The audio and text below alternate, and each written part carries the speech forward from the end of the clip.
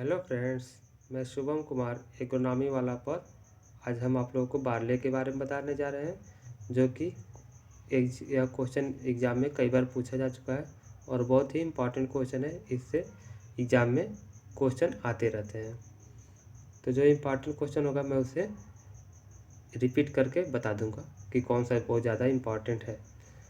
वैसे तो सारे इम्पॉर्टेंट ही हैं, लेकिन जो बहुत ज़्यादा इम्पॉर्टेंट रहेगा मैं उसे एक्स्ट्रा से और बता दूंगा। तो बारले को हम जौ के नाम से जानते हैं। इसका भी प्लांट गेहूं के जैसे पौधा ही होता है, सेम वैसे ही होता है, लेकिन थोड़ा इसका जो पकने का टाइम है, मैच्योरिटी टाइम है, वह गेहूं से पहले हो जाता है। बहुत ज़्यादा गेहूं और बारले में डिफरेंस नहीं आता है, देखने में थोड़ा बहुत डिफरेंस रहता है, लेकिन डिफरेंस तो रहता ही है। हाँ, दोनों का सीड भी अलग अलग तरीके का होता है। तो फिर हम बताते हैं साइंटिफिक नेम। इसका साइंटिफिक नेम का है, वानस्पतिक नेम उसका जौ का वानस्पतिक नेम है हार्डियम बल्गेर। इसकी जो फैमिली वो है ग्रेमनी और पोएसी। ग्रेमनी कहें या पोएसी कहें, दोनों बात एक ही है। तो एग्जाम में दोनों में भी पूछ सकता है कौन सा है, तो दोनों अथवा ये नाम है, अथवा या तो ग्रेमनी पढ़े या तो पोएसी पढ़े, और दोनों पढ़ लेंगे तो ठीक रहेगा कि एग्ज़ाम में आपसे जो याद रहेगा, मान लीजिए उसको ना पूछ के दूसरा पूछ ले तो आप वहीं पे एक क्वेश्चन छूट सकता है। तो ग्रेमनी या पोएसी। जो क्रोमोजोम नंबर है वह है 14। तो बारले का क्रोमोजोम नंबर 14। ओरिजिन प्लेस जन्म उत्पत्ति स्थान जन्म स्थान एशिया एंड एब्सीनिया और इथोपिया भी। तो कभी कभी एग्ज़ाम में एशिया एंड एब्सीनिया देता है और कभी कभी इथोपिया दे देता है। कई बुकों में अलग अलग मिलता है, तो आप इथोपिया सबसे ज़्यादा याद रखिए, यही पूछता है एग्ज़ाम में। इसमें पॉलिनेशन कैसा होता है? इसमें सेल्फ पॉलिनेशन होता है, जैसे कि धान में गेहूं में होता है पॉलिनेशन, उसी तरीके से जौ में भी पॉलिनेशन होता है। इसका जो टेस्ट वेट है वह 33 से 55 ग्राम है। तो टेस्ट वेट कितना है? 33 से 55 ग्राम। तो इसमें सबसे और इन्फ्लोरेसेंस, जौ में इन्फ्लोरेसेंस कैसा पाया जाता है, जो उसे क्या नाम दिया गया है, उसे स्पाइक या हेड के नाम से हम जानते हैं। जो बारले में जौ में इन्फ्लोरेसेंस है, पुष्पक्रम है, उसको हम स्पाइक और हेड के नाम से जानते हैं। इसमें सबसे इम्पॉर्टेंट चीज़ पूछने वाले एग्जाम में इसका साइंटिफिक नेम है हार्डियम बल्गेर। फैमिली ये भी पूछा जाता है एग्जाम में। इथोपिया जन्म स्थान ये भी पूछा जाता है।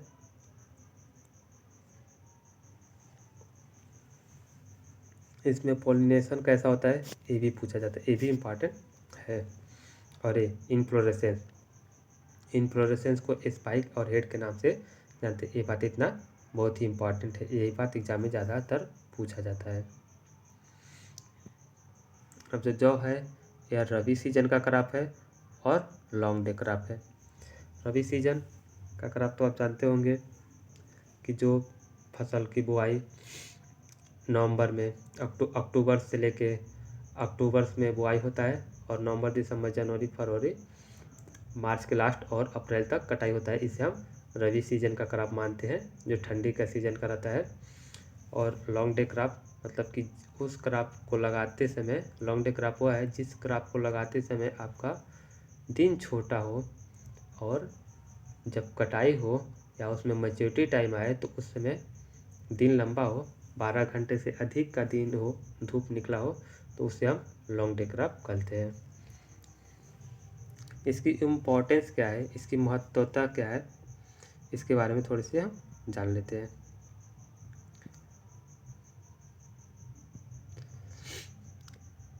Barley is an important cereal of the world and India. Bharat में और विश्व में बारले जौ बहुत ही महत्वपूर्ण है। इसका महत्व है इंडिया और वर्ल्ड, विश्व में दोनों में। It is cultivated in almost all part of the world. यह विश्व के सभी भागों में इसका अधिकतर कल्टीवेशन किया जाता है, except the tropical region. Tropical region को छोड़कर। क्यों ट्रॉपिकल रीजन को छोड़कर कल्टीवेशन इसका किया जाता है? क्योंकि ट्रॉपिकल रीजन में ठंडी नहीं पड़ता है, वहाँ पे हमेशा 365 दिन पूरे साल धूप होता है अच्छी तरीके से, धूप के साथ साथ गर्मी ही हमेशा रहता है, वहाँ पे ठंडी नहीं पड़ता है। तो आपको भी पता है कि रबी सीजन का जो क्रॉप होता है नॉर्थ इंडिया में उगाया जाता है, उसमें ठंडी चाहिए।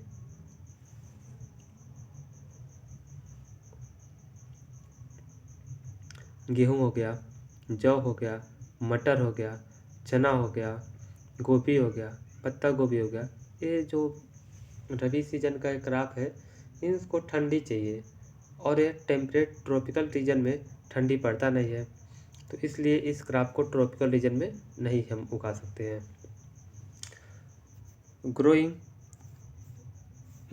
Reason in the country are higher Himalaya पे आप लोगों को भी पता है कि उधर ठंडी का मौसम रहता है, ठंडी रहता है, तो इसलिए हम इसे देश में जिस भी देश में या अपने देश में हिमालय क्षेत्र है वहाँ पे ठंडी पड़ता है, वहाँ पे हम इसे अच्छी तरीके से उगा सकते हैं, ग्रो कर सकते हैं।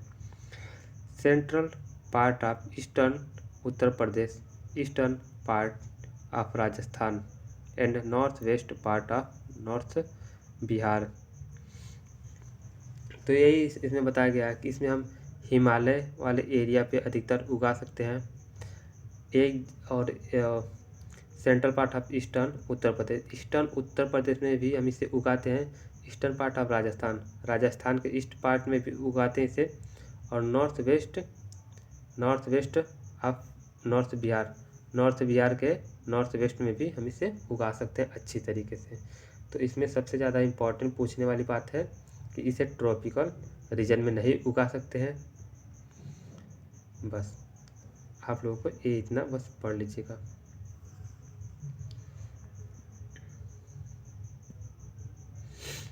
इसका यूज क्या है, इस बार्ले का हम उपयोग क्या करते हैं?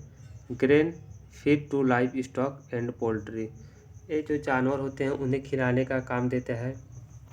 इस malt for manufacture of beer and other liquors like whisky, brandy, straw और सारे जो इसे हम विस्की बनाने में यूज करते हैं, बार्ले को लिकर्स बनाने में यूज करते सकते हैं, बहुत सारे इसे बियर भी बनाते हैं, तो इसे बहुत सारी चीज़ बनाते हैं और यह जानवर को खिलाने के पोल्ट्री फार्म पे इसको खिलाने के लिए ये इम्पॉर्टेंट है। माल्ट क्या होता है? माल्ट की जैसे कि आपने भिगो दिया जौ को, और वह जब भिगोते हैं किसी भी सीड को ज़्यादा देर तक भिगो देते हैं तो जमना शुरू हो जाता है, लेकिन इसे भी भिगोते हैं, लेकिन जमने से पहले, भिगोने के बाद और जमने से पहले तक के बीच का जो अवधि रहता है पानी में इसे भिगोए रखने का, उससे हम माल्ट, जो भी प्रोडक्ट तैयार रहता है उसे हम माल्ट कहते हैं। इसका हम ब्रांडी, बियर, लिकर्स, विस्की आदि कुछ बना सकते हैं। स्ट्रॉ, ड्रॉट, सैलिनिटी, एल्कनिटी और cultivated before 7000 BC, suitable then wheat in India due to hardy nature. इसे हम स्ट्रा के रूप में भी, भूसे के रूप में भी यूज कर सकते हैं। ड्रॉट, सैलिनिटी, एल्कनिटी, जहाँ पे बहुत ज़्यादा सैलिनिटी रहता है, एल्कनिटी सॉइल रहता है, इसका pH और 7 से ऊपर 8.5 के आसपास जो सॉइल रहता है, pH रहता है, उसमें हम इसे अच्छी तरीके से उगा सकते हैं। और इसका कल्टीवेशन जो कि 7500 BC से इसका कल्टीवेशन का साक्ष्य प्राप्त होता है कि ये 7500 BC से इसको ग्रो किया जा रहा है। सुइटेबल देन व्हीट से यह अच्छा रहता है हार्डी नेचर होने के कारण, क्योंकि इसमें पानी कम देना, खाद कम देना, अपने आप को ज़्यादा रेजिस्टेंट बनाए रहता है, अपने आप को ज़्यादा खड़ा किया रहता है अनफेवरेबल कंडीशन में भी, तो इसलिए हम इसे अच्छा भी मानते हैं व्हीट के कंपैरिजन में, ये पानी और फर्टिलाइज़र के देने के कंपैरिजन में। It is the crop preferred by farmer where wheat is not possible, जहाँ पे हम व्हीट को उगा नहीं सकते हैं, पॉसिबल नहीं है, वहाँ पर हम इसे उगाते हैं जौ को।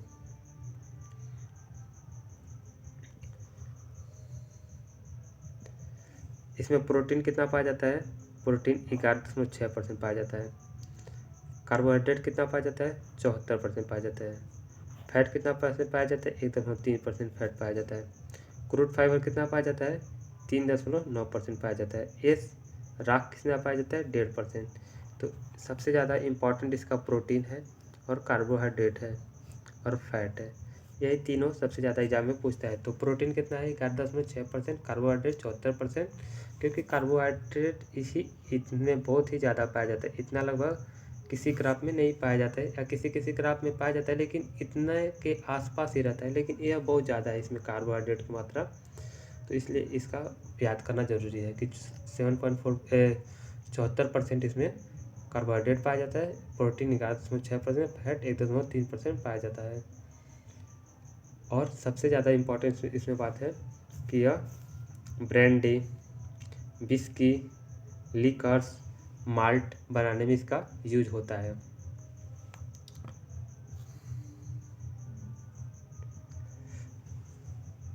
UP has largest area in production of barley. जो बार्ले क्रॉप है, जौ क्रॉप है, इसको एरिया और प्रोडक्शन सबसे ज़्यादा यूपी में होता है। तो यूपी में बार्ले का सबसे ज़्यादा बुआई होता है और सबसे ज़्यादा उत्पादन भी होता है उत्तर प्रदेश में। The grain of barley is a caryopsis consist of lemma, palea and rachilla या रेचिस RACHIS रेचिस। तो जो बार्ले के दाने होते हैं उसे हम करियोप्सिस के नाम से जानते हैं, जिसमें लेमा, पैलिया और रेचिस पर यह लेमा और पैलिया और उसके सीड अरेंज रहते हैं। तो रेचिस का होता है जो जिग जैग ऐसे ऐसे बना रहता है बाली में, और इसी पे सीड बना रहता है। यहाँ पे सीड बना रहता है, यहाँ पे सीड बना रहता है। इस तरीके से गेहूं का बाली में आप लोगों ने देखा होगा कि इसी तरीके से सीड बना रहता है, जिसे हम रेचिस के नाम से जानते हैं। जिग जैग टाइप का होता है, टेढ़ा मेढ़ा। यूज, इसका यूज क्या है? इंडस्ट्रियल एल्कोहल, ये भी बहुत इंपॉर्टेंट है। इंडस्ट्रियल एल्कोहल बनाने में, शराब बनाने में इसका यूज होता है बहुत ज़्यादा, जौ का, बार्ले का। विनेगर बनाने में भी यूज होता है। एनर्जी ड्रिंक, जो आप लोग एनर्जी लेते हैं कभी कभी कुछ पीकर, एनर्जी ड्रिंक के रूप में भी इसका यूज होता है। बॉर्नवीटा, जो छोटे छोटे बच्चे रहते हैं 6 महीने, साल भर, 1 साल, 2 साल, 3 साल, 5 साल, ये बच्चे जो बॉर्नवीटा खाते हैं उनके बॉर्नवीटा में भी ये बार्ले का ही बना रहता है। बूस्ट, जो एनर्जी शरीर में लाने वाले, बूस्ट करने वाले भी हॉर्लिक्स जैसे हो गए, इसको भी मेडिसिनल वैल्यू भी इसका है। इसको हम सारे को जौ से बनाते हैं। जौ की कुछ मात्रा रहती है, पूरी जौ की मात्रा नहीं रहती है, कुछ मात्रा जरूर रहता है उसमें जौ का। रिड्यूस कोलेस्ट्रॉल, यह कोलेस्ट्रॉल लेवल जो शरीर में होता है लीवर में, उसको भी कम करने का काम करता है।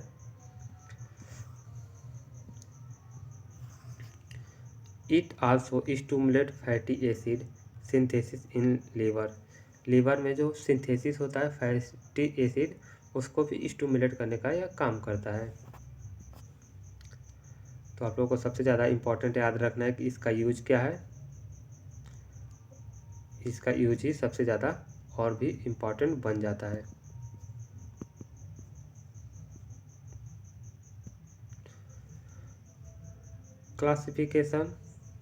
Classification based on fertility status and arrangement of 3 spikelet on rachis. जो रेचिस पर 3 स्पाइकलेट अरेंज है उसके आधार पे इसको, और फर्टिलिटी स्टेटस के आधार पे हम इसे क्लासीफाई करते हैं।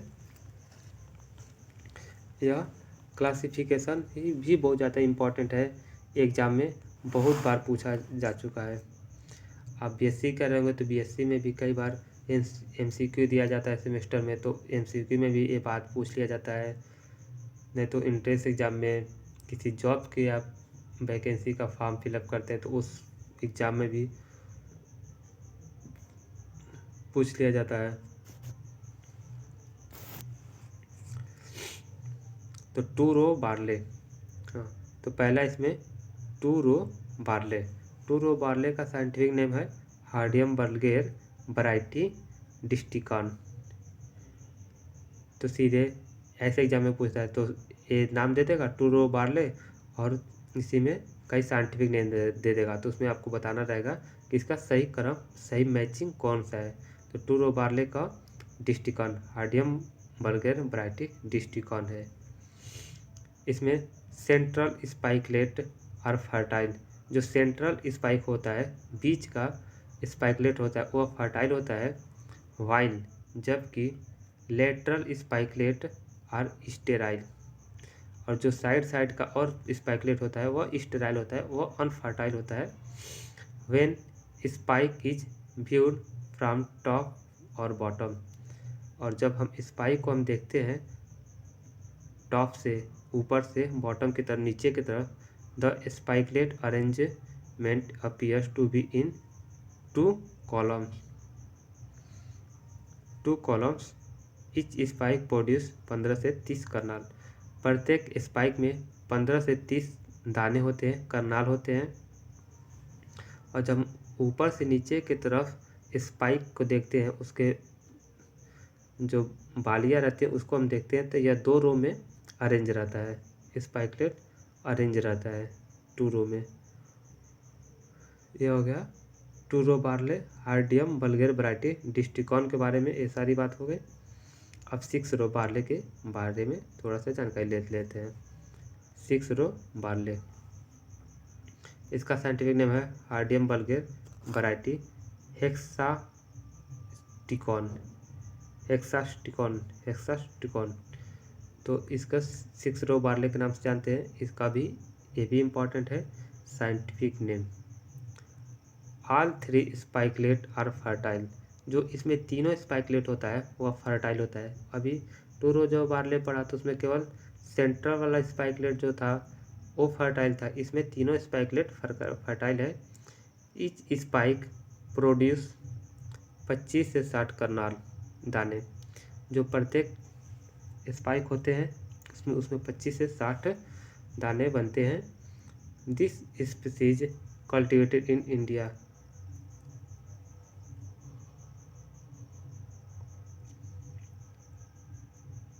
यह 6 रो जो बार्ले होता है वो इंडिया में कल्टीवेशन किया जाता है।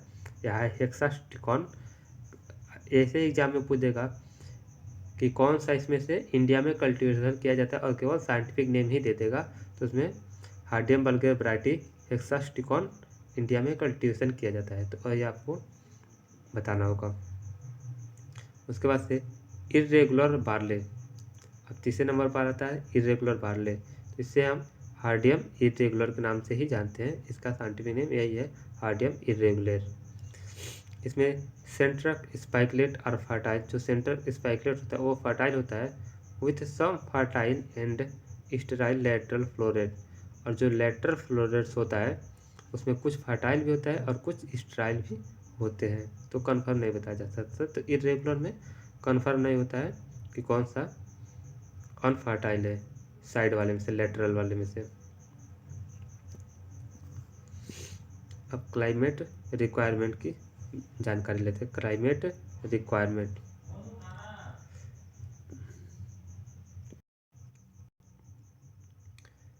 Requirement, cool weather during early growth and warm and dry weather at maturity. तो जब हम इसका बुआई करते हैं, इसके सीड को बुआई करते हैं खेतों में, तो उस समय हमारे पास अर्ली ग्रोथ जब भी होता है उस समय हमें कूल वेदर की आवश्यकता रहती है, बहुत ठंडी ठंडी मौसम की आवश्यकता रहती है। लेकिन और warm and dry condition, warm and dry weather कब चाहिए, मैच्योरिटी के टाइम। तो आप लोग भी देखे होंगे कि जब गेहूँ जौ तो अधिकतर देखने को नहीं मिलता है, गेहूँ ज़्यादातर देखने को मिल जाता है। तो गेहूँ और जौ एक ही तरीके का होता है, थोड़ा सा डिफरेंस होता है सीड का और प्लांट हाइट का और प्लांट नेचर का भी थोड़ा सा डिफरेंस होता है। लेकिन सारा कुछ प्रोसेस बुआई कटाई और सारा भी मैनेजमेंट गेहूँ की तरह ही करते हैं, लेकिन थोड़ा सा इसमें मैनेजमेंट कम करने की आवश्यकता होती है गेहूँ की अपेक्षा। तो आप लोगों ने गेहूँ के बारे में देखा होगा, तो गेहूँ का बुआई जब ठंडी शुरुआत होती है उसमें बुआई होता है, और उसका कटाई जब होता है जब खूब ज़्यादा गर्मी रहता है, वही मार्च के लास्ट या अप्रैल में कटाई होता है, तो उसमें तो गर्मी रहता है। तो वैसे मौसम इसको भी चाहिए, कूल सीजन चाहिए अर्ली ग्रोथ के समय, और वार्म एंड ड्राई मतलब सूखा वेदर चाहिए, मौसम चाहिए मैच्योरिटी के टाइम, परिपक्वता के समय। टेम्परेट एंड सब tropical region, low water requirement, drought resistant and salt tolerant crop. तो इसमें ये सारे बातें इम्पॉर्टेंट है। या टेम्परेट और सब ट्रॉपिकल जहाँ पे क्षेत्र रहता है वहाँ पे हम इसे ग्रो कर सकते हैं। लो वाटर रिक्वायरमेंट, इसे पानी की कम आवश्यकता होती है, इसे पानी बहुत कम चाहिए। ड्राउट रेजिस्टेंट, इसे आप पानी नहीं भी देंगे तब भी वह ज़्यादा समय तक अपने आप को रोक के रख सकता है पानी के कमी को। और साल्ट टोलरेंट क्रॉप है, यह साल्ट मतलब लवणीयता को बहुत ज़्यादा अपने अंदर सहन करने की शक्ति रखता है। लवणीयता सॉइल में इसे हम ग्रो कर सकते हैं। Frost and hail storm at flowering are detrimental या हार्मफुल। तो जो कुहासा होता है बहुत ज़्यादा कुहासा, वह फ्रॉस्ट व हाइल स्टॉर्म बहुत ही ज़्यादा बर्फबारी हो जाता है, तो यह फ्लावरिंग स्टेज पर बहुत ही ज़्यादा हानिकारक होता है, डेट्रीमेंटल होता है या हार्मफुल होता है, हानिकारक होता है।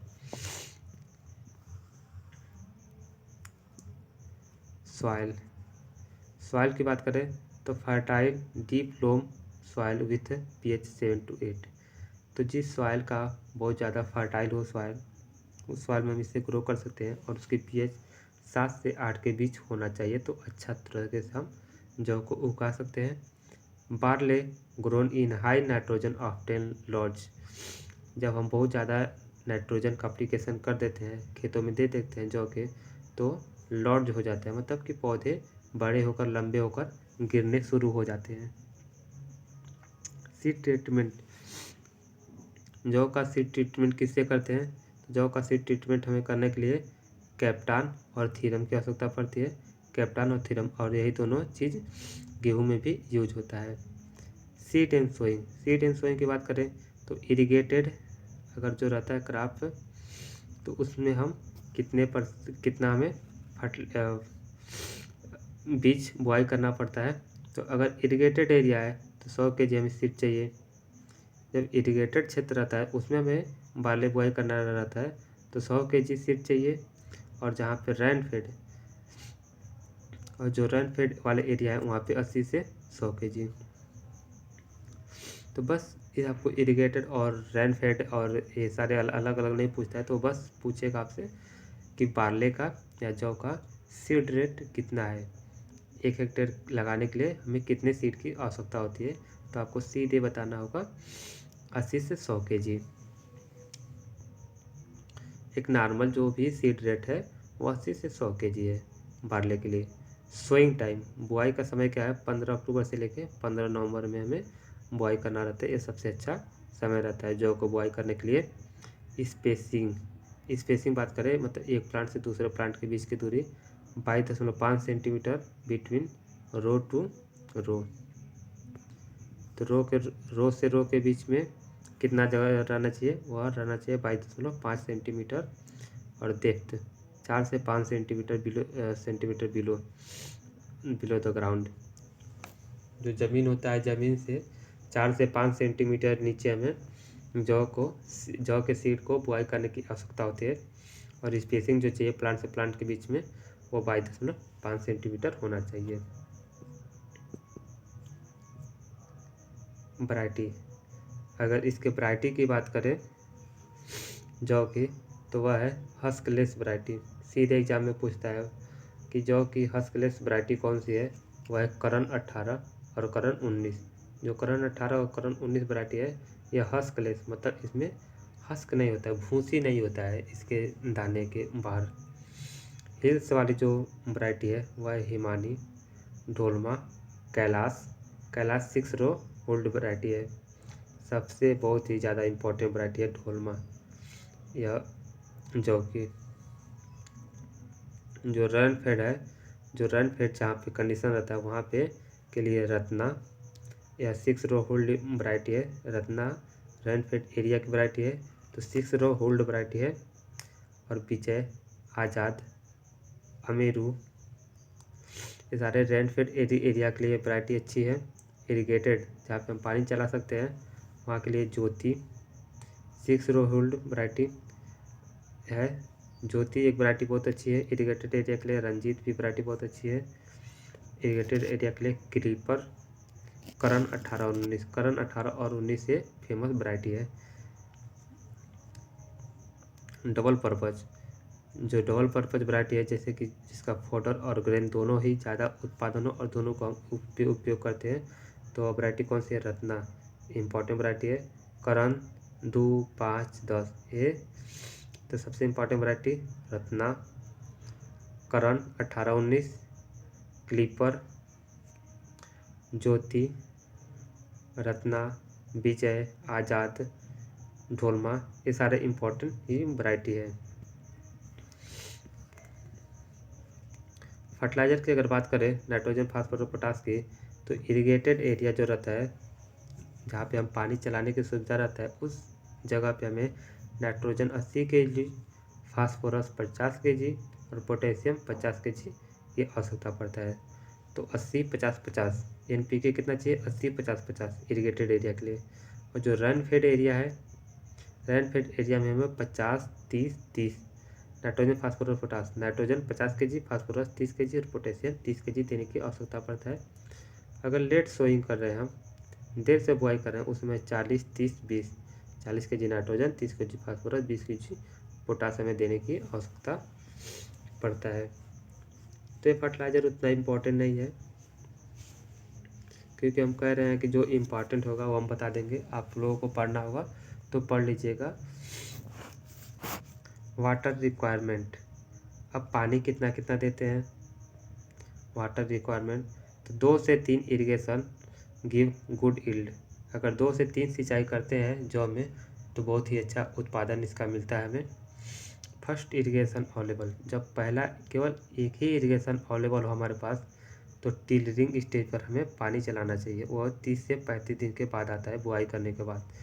तो अगर जौ में एक ही पानी अगर हमारे पास अवेलेबल हो पाता है तो हमें टिलरिंग स्टेज पर देना होता है वह पानी, और वह 30 से 35 दिन के बाद बुआई करने के बाद DAS मतलब डेज आफ्टर सोइंग, तो 30 से 35 दिन के बाद यह अवस्था आता है टिलरिंग स्टेज। अगर हमारे पास 2 पानी अवेलेबल हो,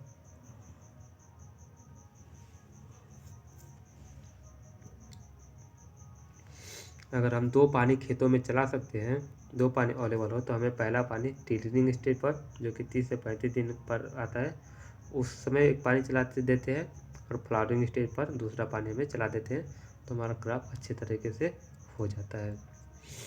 200 से 300 mm वाटर क्राफ्ट पीरियड, जो पूरा क्राफ्ट पीरियड है 4 से 4.5 5 महीने का, उस समय हमें 200 से 300 mm वाटर की आवश्यकता होती है।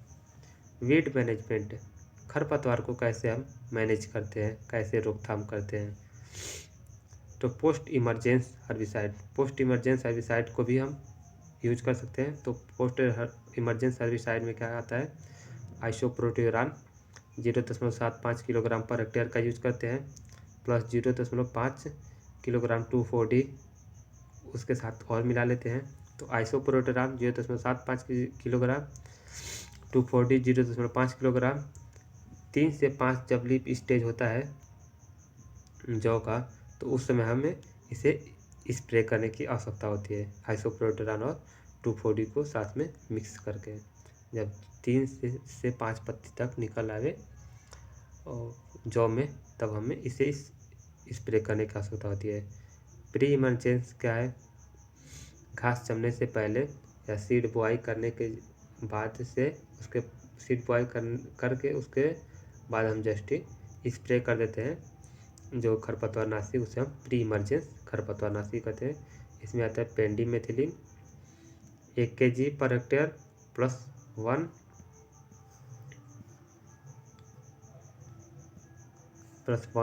हैंड वीडिंग भी कर देते हैं। तो पेंडिमेथिलिन प्री इमरजेंस खरपतवारनाशी है जिसकी 1 kg मात्रा में 1 हेक्टेयर के लिए अवेलेबल एकदम बढ़िया रहता है। और 1 हैंड वीडिंग और एक बार हमें हाथ से भी खरपतवार निकालने की आवश्यकता पड़ती है। स्टोरेज, अगर हम बारले को कटाई कर रहे हैं तो उसका स्टोरेज जो करते हैं उसमें मॉइस्चर 10 से 12% रहना चाहिए। मॉइस्चर की मात्रा कितना रहना चाहिए? 10 से 12%। यह इम्पॉर्टेंट बात है। यील्ड, इसका उत्पादन कितना होता है? 3 से 3.5 टन पर हेक्टेयर हमारे पास दाना प्राप्त हो जाता है। 1 हेक्टेयर खेत से 3 से 3.5 टन पर हेक्टेयर हमें दाना प्राप्त होता है और 4 से 5 टन हमें भूसा भी प्राप्त हो जाता है। कवर्ड स्मट, कवर्ड स्मट का है, कवर्ड स्मट का साइंटिफिक नेम है ऑस्ट्रेलियागो हॉर्डेई। कवर्ड स्मट का साइंटिफिक नेम का है ऑस्ट्रेलियागो हॉर्डेई। ये भी इम्पॉर्टेंट बात है पूछने वाले एग्जाम में। Externally seed borne disease, covered smut of barley जो है वह एक्सटर्नली सीड बोर्न डिजीज है। सीड ड्रेसिंग विथ एग्रोसांजियन और 2.5 ग्राम पर केजी सीड,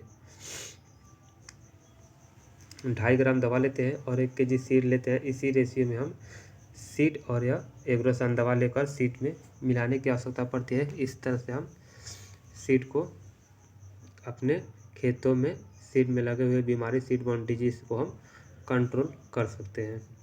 दूसरा डिजीज हमारे पास लूज स्मट। अब लूज स्मट क्या है?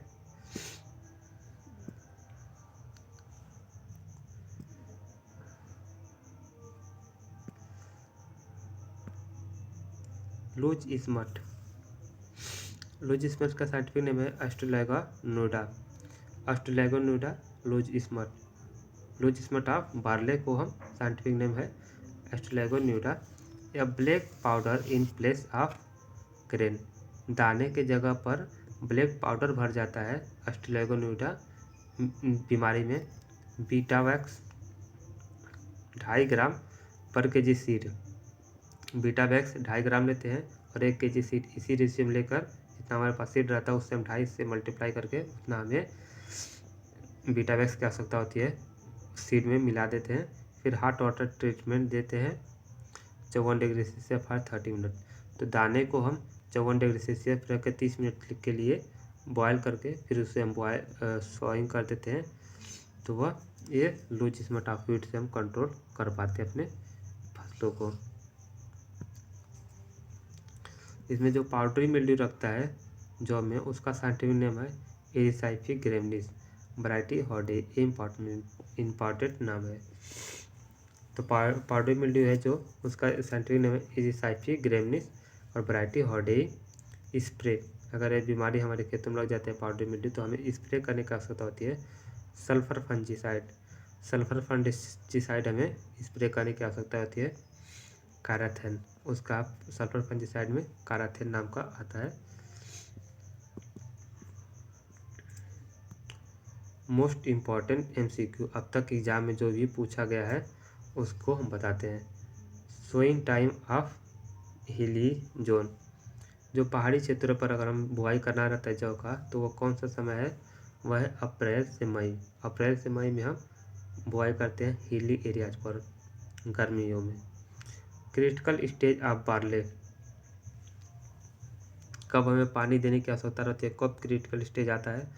तो वो आता है टिलरिंग और ग्रेन फिलिंग स्टेज है जो वह क्रिटिकल स्टेज है, टिलरिंग और grain filling.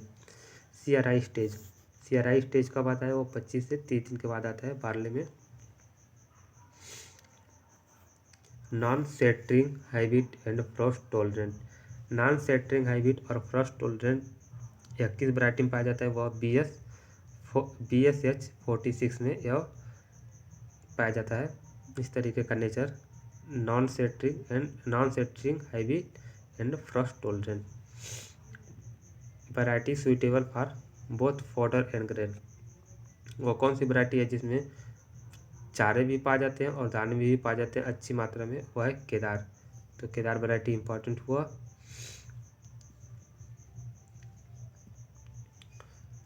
Resistant variety of मोलिया disease, यह एग्जाम में अभी UPPSC का एग्जाम था उसमें यह पूछा था कि रेजिस्टेंट वैरायटी ऑफ मोलिया डिजीज किस क्रॉप में लगता है? तो आपको बताना होगा बार्ले में लगता है, जौ में लगता है। इसका रेजिस्टेंट जो वैरायटी है मोलिया डिजीज से वह है RD 2052, 2035, राजकिरण। ये जो तीनों वैरायटी है वह मोलिया डिजीज से रेजिस्टेंट है। Which temperature floret number reduce 24 degree Celsius. जब 24 डिग्री सेल्सियस से टेम्परेचर अधिक होगा तो फ्लोरेट नंबर कम हो जाएंगे, दाने कम बनेंगे। Protein content in barley. Barley में प्रोटीन कितना होता है? बार्ले में प्रोटीन होता है 11% और इसमें जो एल्बुमिनोइड नाम का प्रोटीन पाया जाता है। Making as food flour from roasted barley grains known as sattu. जो जव भुजा हुआ रहता है, भुना हुआ, उसका जो हम आटा बनाते हैं उसको हम सत्तू के नाम से जानते हैं या सत्तुआ बोलते हैं गाँव में। A fermented drink develop from hulless barley grain, उसे हम लुगरी के नाम से जानते हैं। जो फर्मेंटेड ड्रिंक रहता है बार्ले का, उससे हम लुगरी बनाते हैं। The barley floor does not contain gluten. जो बार्ले आटा होता है, बार्ले का आटा, जौ का आटा, उसमें हम ग्लूटीन की मात्रा नहीं पाते हैं। म्यूटेंट वैरायटी कौन सी है जौ की? तो वह है BM101121। BM101121 जो वैरायटी है वो म्यूटेंट वैरायटी है जौ की। फॉडर पर्पज वैरायटी, जो चारे के लिए हम वैरायटी यूज कर सकते हैं, उसमें है Ratna. Molya disease of barley nematode के द्वारा लगता है, यही पूछा था एग्जाम में क्वेश्चन UPPSC में। यूज माइक्रोन्यूट्रिएंट, इसमें जौ में कौन सा माइक्रोन्यूट्रिएंट का हम यूज करते हैं? वह है इंक्रीज सीड वेट। अच्छा, जो माइक्रोन्यूट्रिएंट का हम यूज करते हैं उससे क्या होता है? उससे हम इंक्रीज सीड का वेट बढ़ जाता है। एडवर्स कंडीशन क्या है? लो सीड वेट। तो फ्रेंड्स, अगर आपको वीडियो अच्छा लगा हो तो आप प्लीज़ लाइक, कमेंट और सब्सक्राइब कर दीजिएगा। Thanks for watching.